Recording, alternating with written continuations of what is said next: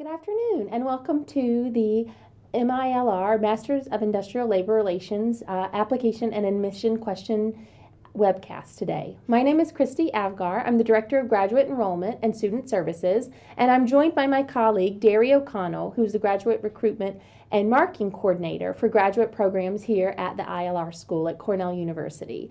So we're really excited that you're joining us today, and hopefully we'll have the opportunity to answer all of the questions that you have prior to our admission deadline for the MILR program, which is rapidly approaching. So just a few things I want to let you know prior to us getting started is that you can submit questions live during the webcast, and we will be taking the opportunity to answer those questions as we move through the different topics that we discussed today.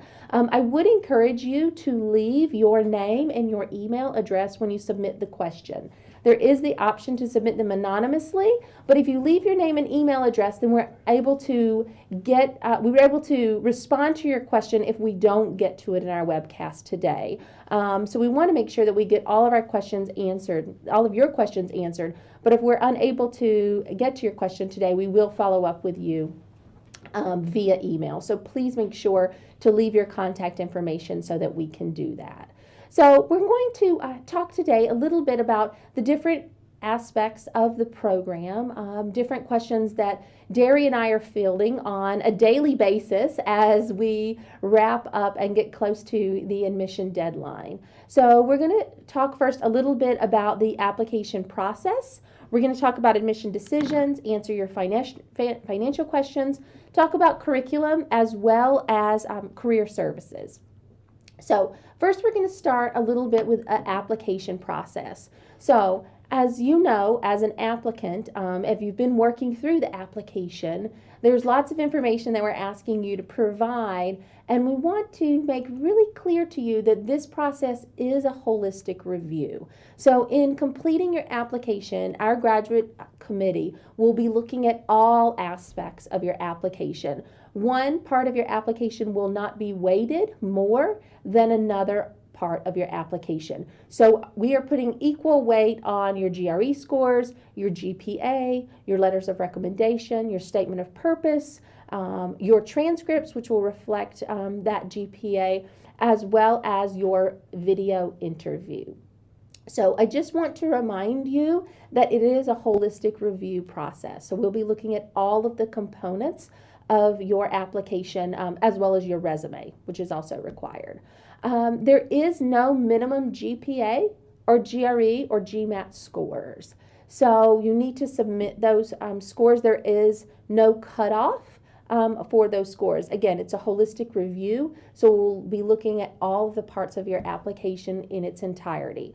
The GRE and Gmat scores are required. They cannot be waived for work experience. So we just want to remind you, if you haven't taken your GRE or Gmat, that you want to go ahead and schedule the appointment to take that test as soon as possible, because getting those scores to our committee will be crucial for application review.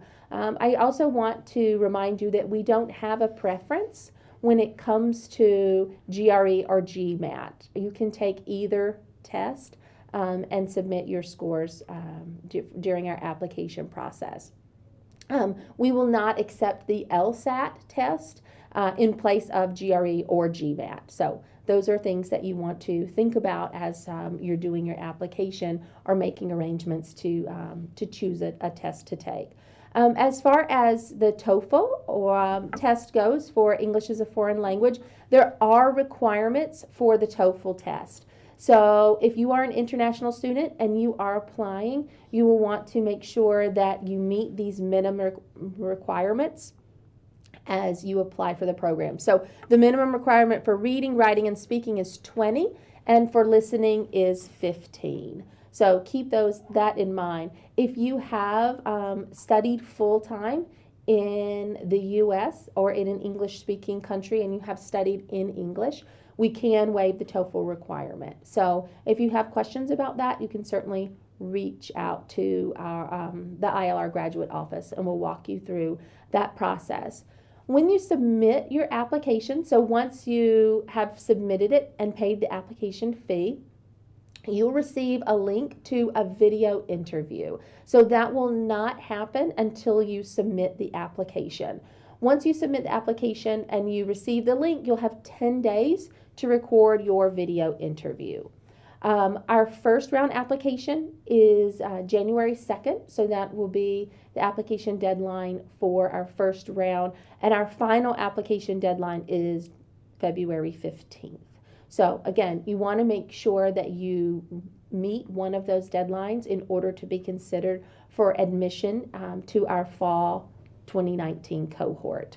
There will be an opportunity following those deadlines if there is a piece of information that we haven't received yet. After that deadline, we'll be reaching out to you to let you know if we haven't received your GRE or Gmat score, or to let you know if we haven't received a transcript or you still need to complete your video interview.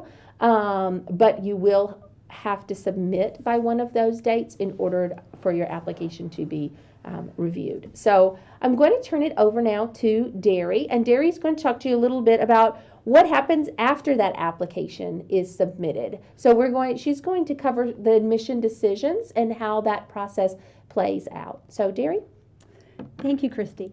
Yes, I'd just like to talk to you a little bit about the decision process and when you'll receive your decision.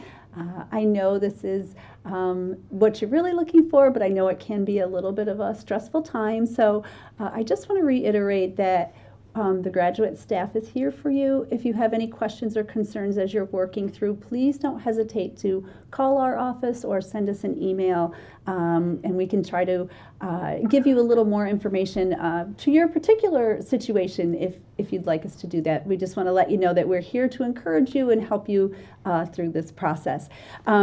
Decisions will be sent out mid to late March, or early March if you're in round 1. So by mid to late March, all applications will be decisioned.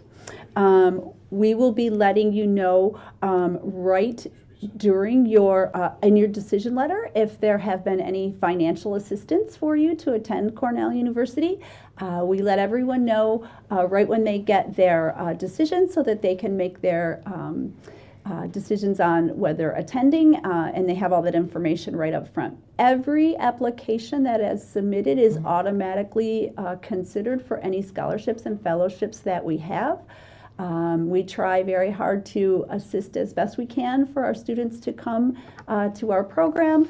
We do understand the financial commitment that going to grad school gives, so we really try hard to get rid of all of our scholarship money if we can. So, but you'll automatically be reviewed. You don't have to do anything extra as you may on other applications.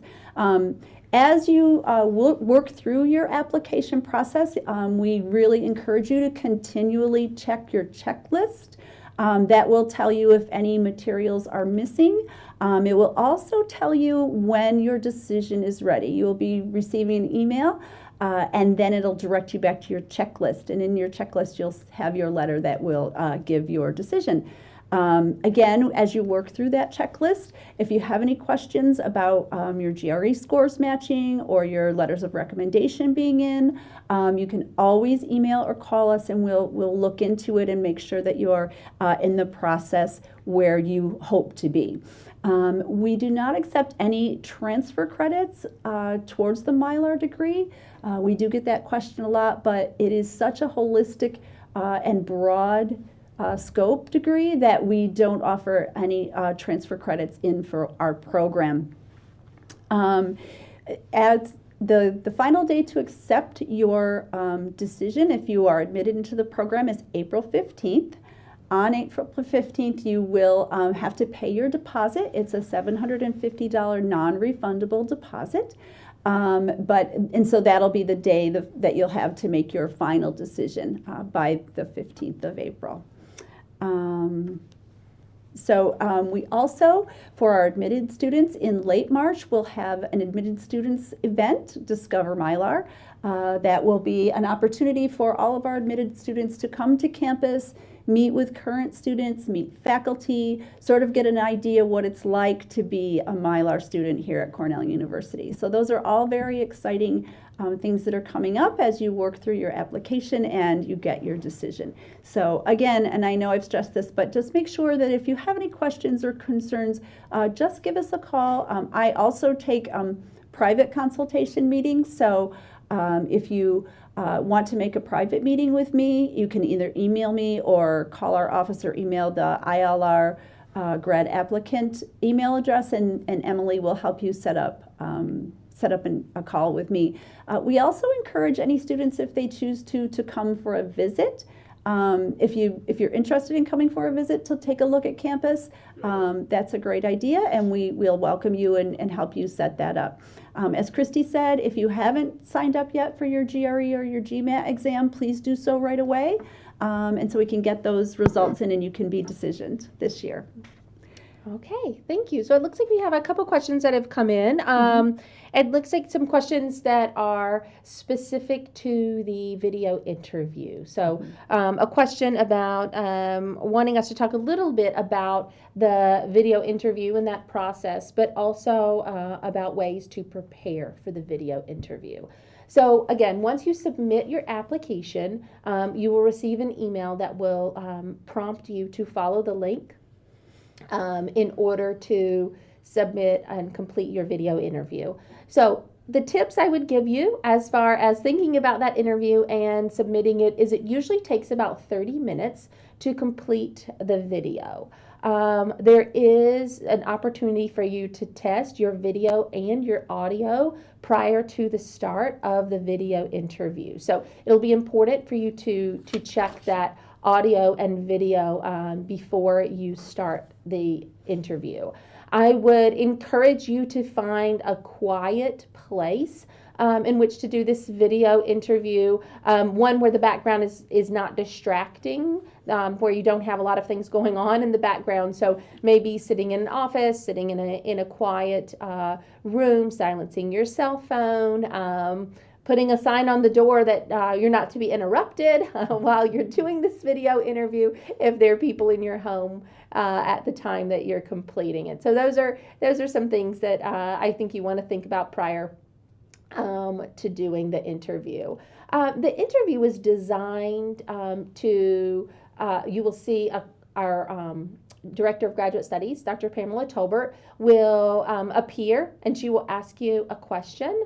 Once the question ends, you will have 90 seconds to respond to her question. So the video interview is designed for the graduate committee to have an opportunity to hear directly from you. So we've seen your GPA, we've heard what other people have to say about you as in your letters of recommendation. We've read your statement of purpose, we've seen your resume and all of the experience that you have, or heard why you want to come to the ILR school. We've looked at your GRE or Gmat scores, but this gives you an opportunity to speak directly to the admissions committee about why you're choosing to apply to the MILR program. So the questions that you're going to encounter during the video interview are, again, they're not trick questions. They're meant for, again, just to give the admissions committee an opportunity to hear directly from you. The questions that will be asked, usually there's around 6 questions that are randomized that you're asked. They pertain to why you think you're a good fit for the MILR program, what you hope to do upon completing your degree at the ILR school at Cornell University.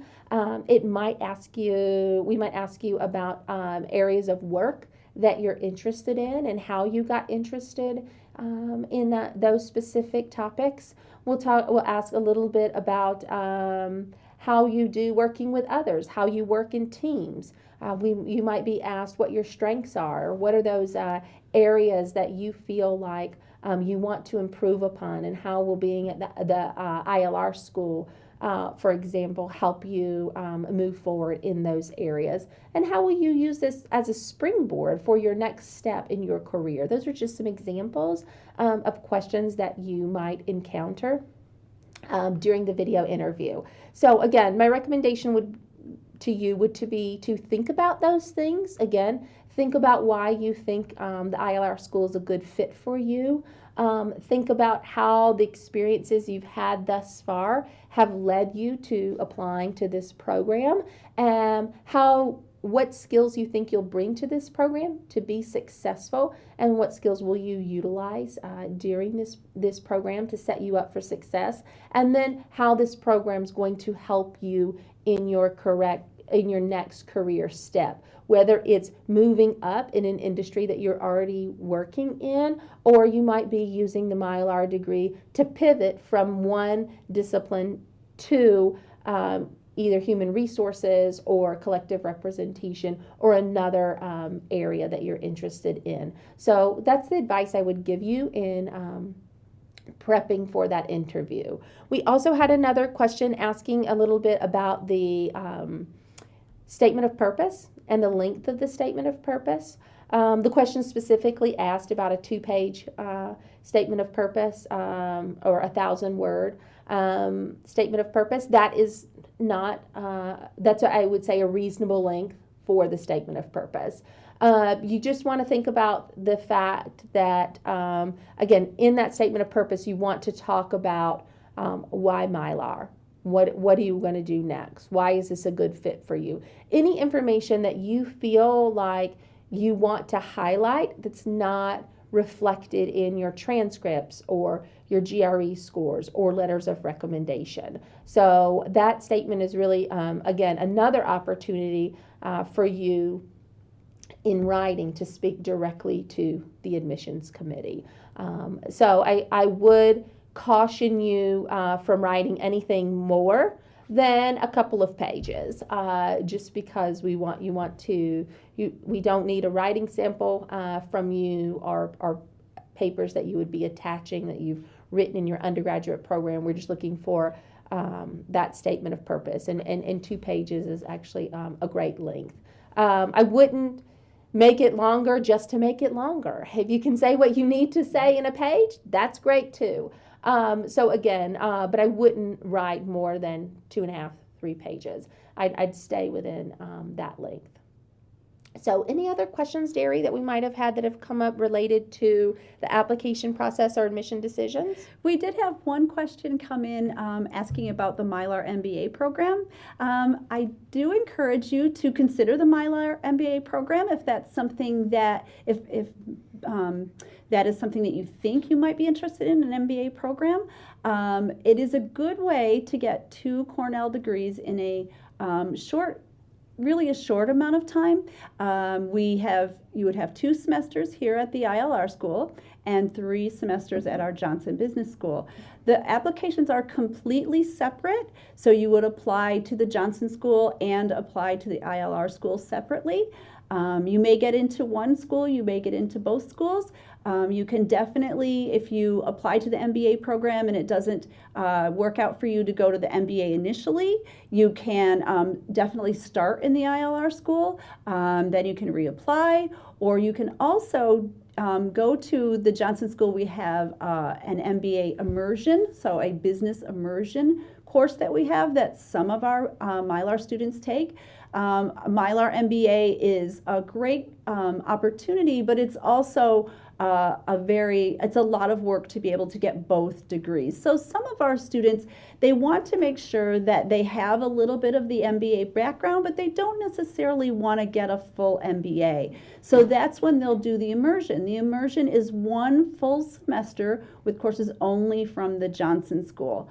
And that's just a really good opportunity for you to have that little extra to your resume.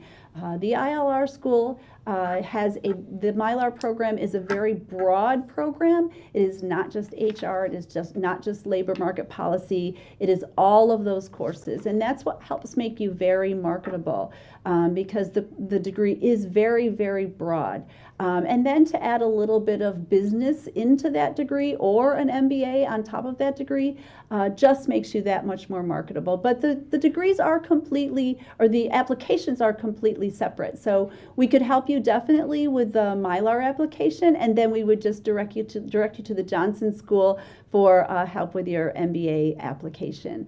And again, if you have any other questions and want some more information on those two programs, just let us know and we'll have a conversation with you.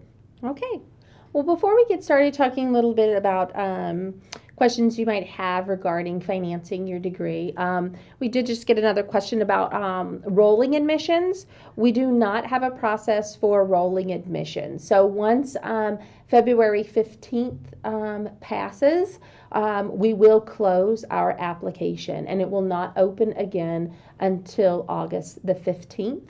And it will open for students who are interested in applying for the spring of 2020 semester. So, like I said, we do have the 2 deadlines. So if you're unable to submit your application by January 2nd, I would encourage you to get it in by February 15th. But after February 15th, the application will close. Again, if you have parts of your application that we have not received after February 15th, we will allow time for you to get that information in. So again, if there's a recommendation that hasn't arrived yet, we will reach out to you. We will let you know what materials we are missing and give you time to submit those missing materials, but you will not be able to submit the application after February 15th. So we do not have rolling admissions.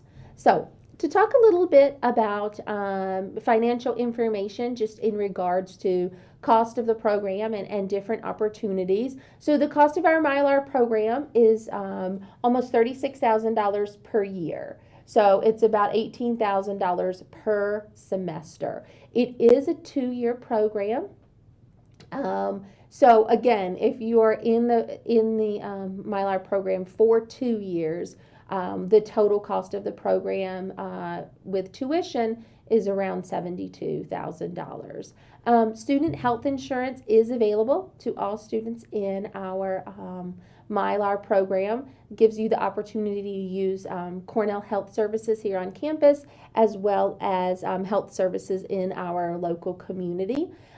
So that is something that is available to students as well. And the cost for that per year is approximately $2,800.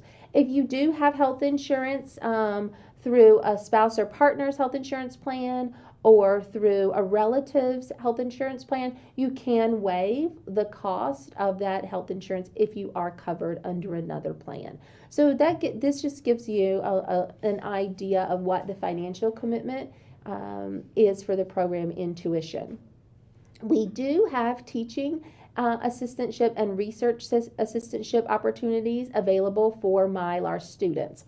We had a question about graduate assistantships. We currently don't have any graduate assistantships, but we do have teaching and research assistantship positions. So these opportunities are available to students during their first semester. So once a student's admitted to the program and they're in their first semester, we will send out the application for any assistantships, and students are able to apply for those for the second semester in their program.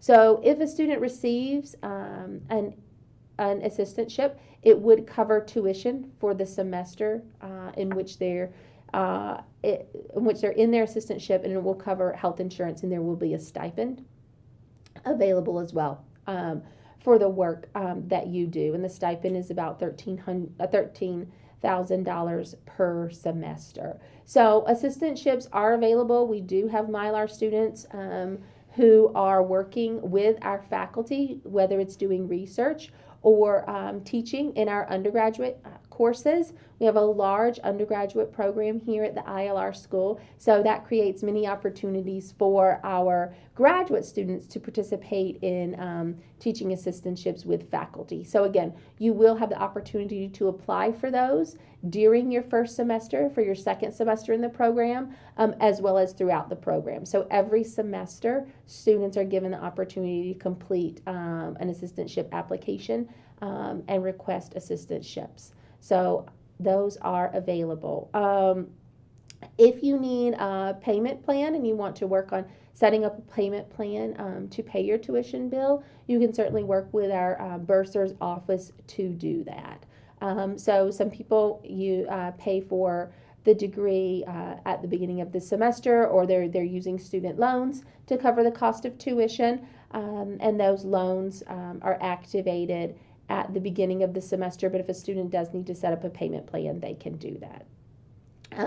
As Darrie said before, we know that it is a financial commitment to return to graduate school or to embark on this journey of graduate education. So we do have scholarships and fellowships that are available to students that we offer in their admission letters. Those can cover anywhere from monetary scholarships for a couple of $1,000 to $10,000 to waiving a semester of tuition to covering an entire year through a fellowship. So again, those opportunities are available. We will review everyone equally for those opportunities as we receive their applications. You don't need to apply for those separately, but the TA and RA positions you would need to apply for separately during your first semester in the program. So I just want to make sure that we make that information clear for you. Moving to the next information that we wanted to cover, and we've already had a couple questions, it sounds like, come in about curriculum. I want to start by just being clear about the nature of the MILR program. So this is a professional degree program. The classes and the courses that you're taking with the faculty in this program and the internships that you participate in are going to be set up to springboard you into the workforce. It's not preparation for a PhD or for continuing on for a research degree. It is a professional degree program. So if you have any questions about that, you can certainly feel free to reach out to us, but I just wanted to clarify that as you're thinking about curriculum and whether or not this program is a good fit for you. We do have 5 concentrations related to the topics that our students want to study. We have human resources and organizations, collective representation, dispute resolution, international comparative labor, and labor market policy. So these are the different areas in which students can pursue a concentration. We ask you to indicate this on your application, but we certainly know that as students enter our program, their interests may change over the course of the first couple of semesters based on the courses that they take. So if you again, indicate on your application you're interested in human resources and organizations, but after the first semester you decide that your interest lies more in labor relations and you want to change your concentration to collective representation, we can certainly help you do that. So within the first year, students can move between concentrations. After the first year, you really need to settle in on a concentration because it's going to dictate the courses that you need to take for the remainder of your time in the program. The requirements for our program, it's 48 credits, 16 classes. So the majority of our students take 4 classes per semester for 4 semesters, and that's how they get to the 16 classes. We do have students who take more than 16 classes. It just depends on their interests and classes that they want to take. There is no, as far as tuition goes, there's no financial no additional sort of financial cost to taking more than 4 classes. So it's the same cost whether you take 12 credit hours, 3 classes at 12 credit hours, or 5 classes at 20 credit hours. So I just want to be clear with you on that. As far as the requirements for our curriculum, we really believe that all of the students, regardless of their concentration, need to have a strong foundation in the area, in the area of study of work. So we require all of our students to take foundation courses in human resources, organizational behavior, labor relations, labor and employment law, labor economics, and statistics. So our faculty really believes that this foundation is important for you if you're going to work in any area of work, that these are really 6 topics that are going to be instrumental for you to have a strong foundation, foundational knowledge in, to be successful in your position, whether you're going to be a union organizer or HR business partner. These courses are important for you. As far as the courses, the remaining courses for the curriculum, those courses are a lot more flexible, and courses in which you can choose based on your interest. So of those 16 courses, like I said, 6 are required. The other 10, you're really able to tailor the curriculum that's specific to what you're looking for in your education. So there's 6 concentration courses, and those are courses that are directly related to the area of work that you are studying here in the MILR program. So if you're interested in human resources and organizations, you might take concentration courses in training and development, in compensation, in organizational consulting. You might take a course in HR leadership or HR metrics. Those are all, again, courses that will touch on the area that you're focusing in. If your interest is in collective representation, you might take courses on managing conflict. You might take a course on negotiations or dispute resolution, a course on arbitration. But with those concentration classes, you really have that flexibility to tailor that coursework to courses that you're interested in. And then you have 4 elective courses. So with those elective courses, you can really begin to pick and choose what are the courses that you have an interest in, but maybe might not be within your concentration. So maybe you're studying human resources and organizations, but you realize that as an HR representative, as a HR business partner, you're going to encounter conflict along the way. So you might decide to take a managing and resolving conflict course, because this is a course that you could see as valuable in working in the role that you're looking to take on upon graduation. You also might decide that you might be an HR representative working with a company that has a large union representation.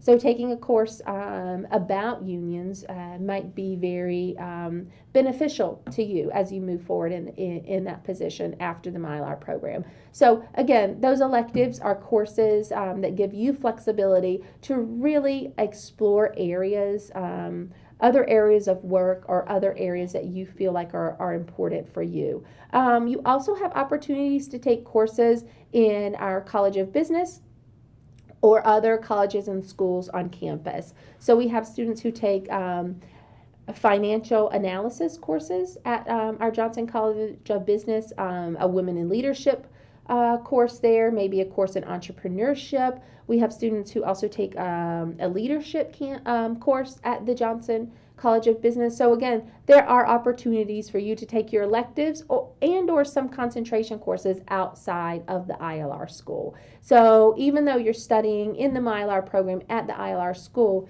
there are opportunities for you outside of the school in regards to coursework. Currently, we don't have any online or hybrid online on-campus classes. So all of our classes are face-to-face here on the Ithaca campus. And as Darrie talked about earlier, we're unable to accept any transfer credits. So that really talks a little bit, like I said, gives you a bit of a curriculum overview when we're talking about, again, the requirements for the degree, the course requirements, the concentrations, and again, the additional opportunities that you have for your course of study here. So I just want to check in with Darrie to see if we had any additional questions that have come in talking about financial opportunities or curriculum before we move on to talk a little bit about careers, which will be the final topic we cover today. We did have a couple of questions come in. One that I'm going to address here says, after the 2nd of January, will we be allowed to submit our GRE or Gmat score if it's better than the one we initially submitted? So we do have the deadline to cut off for good reason. The review process for every application is a committee review, and as Christie mentioned, it is a holistic review, so we do read the applications thoroughly to make the decision of fit for the program. So if you are in round 1, the deadline for round 1 is January 2nd, but you would have until January 15th to get any missing materials in. If you do run into a situation where you're taking your GRE or Gmat again and you want to submit those scores, give us a call. Let us talk with you what your options are, when we can get you into the review process, because we do have a second deadline. Our round 2 deadline would be February 15th, and then you would have till about the 25th of February to get your missing materials in there. So then it would give you another opportunity to submit another score. But as we talked about, I know that a lot of our students are concerned about their GRE or Gmat score, but please always keep in mind that it's a holistic review. Standardized tests are sometimes very challenging for people. They're very, very challenging for everyone, really, but some people struggle a little more than others, and we do realize it's not a complete indication of your capabilities. That's why we ask for your transcripts. That's why we ask for letters of recommendation. So scores can be concerning for people. If you want, you can call and talk to me and we can talk about your scores. But if you are going to take the GRE or the Gmat again, and it is going to fall when you'll get your results after the deadline, please contact us. The best way to get your best, most strong application in is to communicate with us. So let us know what you're thinking, let us know what you're doing, and we'll discuss options with you. Okay. One of the other questions was something that came in about housing for our graduate students. We do have, there are definitely lots of different housing opportunities for our graduate students here at Cornell. There are housing facilities that do accommodate families, married graduate students and married graduate students with children. Sometimes some of our international students will come and it's just the one student and a child. A spouse is either working in another location domestically or internationally. So yes, we're very open and very concerned that the student experience here is the best that you can have. So we do recognize the many different types of students that come to Cornell, come to the MILR program, and we do accommodate as best we can all of those different needs. We definitely see our students that move here with families really create great bonds with other families, other students that come that have families. There are daycare provisions that are on campus and off campus. So we definitely do work with those types of situations for all of our students. Okay. So before we go into talking a little bit about career services, we had another question asking about a letter of recommendation. Again, the important thing for you to do is submit the application by the 2nd of January to be considered for round 1. At that point, we will let you know what materials you are missing. If you're missing a recommendation letter that hasn't come in yet, we will let you know that so you can follow up with the recommender. If we receive that letter of recommendation by January 15th, your application will be reviewed as part of round 1. If we don't receive that recommendation, we will just roll your application to round 2. So again, we do have missing material deadlines in which we will allow you to submit missing materials after the deadline, whether it's the January 2nd or the February 15th, but the application must be submitted by either of those dates. So yes, and we're happy to work with you and your recommenders if they're having difficulty submitting the recommendation. So as far as career support, Career Services began working with our admitted students over the summer, actually before the fall semester even starts. So they'll be reaching out to students, the Office of Career Services staff, for resume critiques. Once you're here on campus, they'll quickly meet you during orientation. And you'll have opportunities to talk with them, set up mock interviews. We also have student-run career work groups where our second-year students will be working with first-year students during the recruitment process. There are many recruiting opportunities here on campus, and our Office of Career Services will work with you for off-campus recruiting as well. If you're looking to recruit with an employer that doesn't come to the ILR school or isn't on campus for recruiting, our Office of Career Services will work with you to reach out to that company or organization to do some off-campus recruiting. Many of our MILR students do a summer internship. It's not required, but many of them do participate in a summer internship between their first and second year of the program. Recruitment for those opportunities starts usually the second week of September. So really soon after you arrive here in the fall semester. So, and recruitment opportunities extend through the fall semester as well as the spring semester. So students who are in their first year will be recruiting for summer internships during that time, and students who are in their second year are usually recruiting for full-time employment opportunities during the recruitment period. We do encourage students to do a summer internship because summer internship really gives you an opportunity to work in an organization or a company, putting the skills that you've learned within the first year of your program to work, right? It gives you the opportunity to work in an organization, to be immersed in that culture, and it gives you an opportunity to really hone in on what are those skills you and things that you're good at, and what are those skills that you might want to take a class on or hone in your second year of curriculum. Many times, summer internships can end with full-time offers.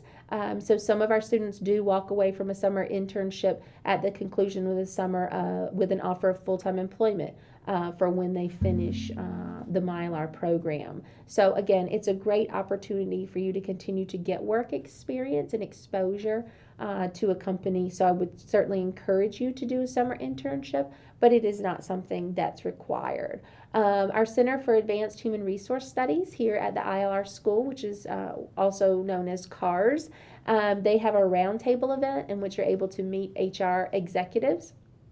That usually happens in September, where there is a reception, as well as, again, an opportunity for you to meet and talk with HR execs so that they can answer your questions you might have about good courses or topics to study while you're in graduate school. You might have questions for them about their career and their career trajectory. You might have questions for them about the field in general, or different aspects of the field. So that's a great opportunity for you to meet and talk directly with executives. We also have a career fair in which many employers are here recruiting students, again, for internship or full-time employment positions.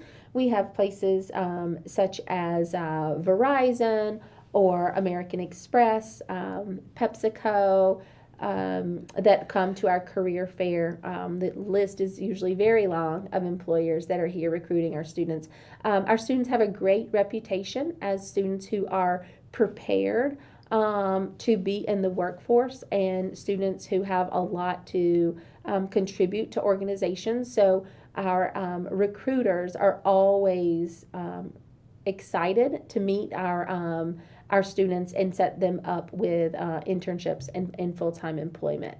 When we're looking at our 2017 grad survey, we do survey all of our students after graduation to see where they landed in regards to securing full-time employment. And in our last survey of 2017 grads, 98% of the MILR students were employed by or immediately following graduation. So our students are getting jobs, whether they're studying labor relations or human resources and organizations.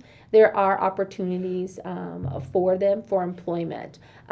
This year, our median salary for our graduates was $86,000. Some of them also received signing bonuses, as well as packages for to cover moving expenses. Employers that we end up working with or places that our students end up working upon completion of the program range from Amazon, again, to American Express, Colgate-Palmolive, General Mills, Hershey, HP, or IBM. So we have students who go into the tech industry, Johnson & Johnson, Microsoft, PepsiCo, U.S. Department of Labor. There are many different organizations, again, that our students end up working in. I would encourage you on our website, you can look at our most recent career outcomes link, and you can explore, again, more of this data in depth. It'll show you a list of all the companies that our students, our 2017 grads are working in, and it breaks down more information in regards to salary and things like that. So I would certainly encourage you to look at that. I see that we're running up on time. We have about 10 minutes left.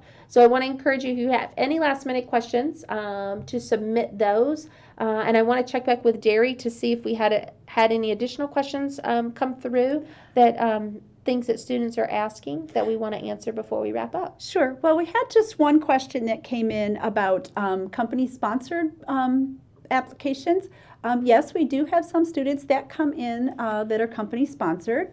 This is a really sort of particular question, and it was submitted by someone, and we don't have the email address. So I would recommend, if you're the one who submitted the question, to email our grad applicant email directly, or submit the question again with your email address so we can answer it. I just want to let you know, though, that we do have students that come in that are company sponsored, but the rest of the question is more individual, so I really want to make sure that we can help you and answer your question. So if you want to just go ahead and give us an email, that would be great. And again, if there's any other questions, we have just a couple more minutes. If there's anyone out there that has any other questions that they'd like us to answer, we'd be happy to do it. Sure. And again, going back a little bit I know that Darrie touched on the student experience and graduate housing. And I would encourage you, we've been doing webcasts since August. I think our first webcast was August of this year. And we have covered issues related to the student experience, career services. We've talked about the application. We've done a webcast with international students, and we're doing this one today to discuss last-minute questions. I would encourage you to go on to our YouTube channel, the ILR School, look undergraduate programs, and take a look at some of those videos. Like I said, they're all recorded. And some of them, again, are with our students, with our Director of Career Services.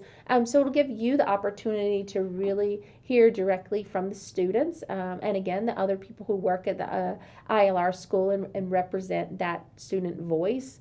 We'll be doing another webcast in the new year related to student organizations. So I'd encourage you to check that out as well in January. You can either join it or us, or we will record that and post it on our YouTube channel. So those are just great resources for you as, again, you think about whether or not the MILR program is the right fit for you, if we're the program that you're looking for. Reviewing those videos, again, gives you that opportunity to hear from many different voices from many different topics. So let's see if we have any additional questions before we wrap things up. Yes, we do have one more question that just came in about the admitted student program that'll happen in March.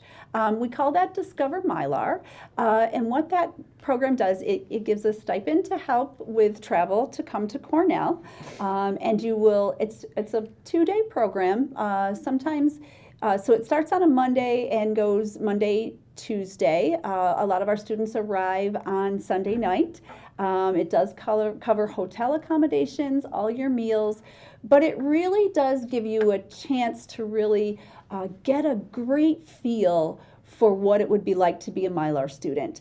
You meet with all of our students, you have lunch with our students, you go out in the evening for a social event with our students, you meet faculty, there's a faculty reception as well as a faculty panel where you can ask our faculty all sorts of questions. There's also a student panel, then we have student organizations that come and talk, and so it's very broad and very good way to see what it's really like to be a Cornell student. So that information, you'll be invited to that event. It's by invitation only, and you'll be invited to that event if you are admitted into the program. Right. But it's a really good opportunity for our prospective students to come talk to us about what it's like to be a Cornell student.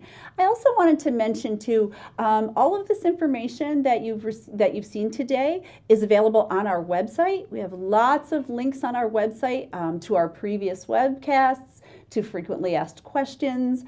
If you haven't started an application already, you can check your eligibility.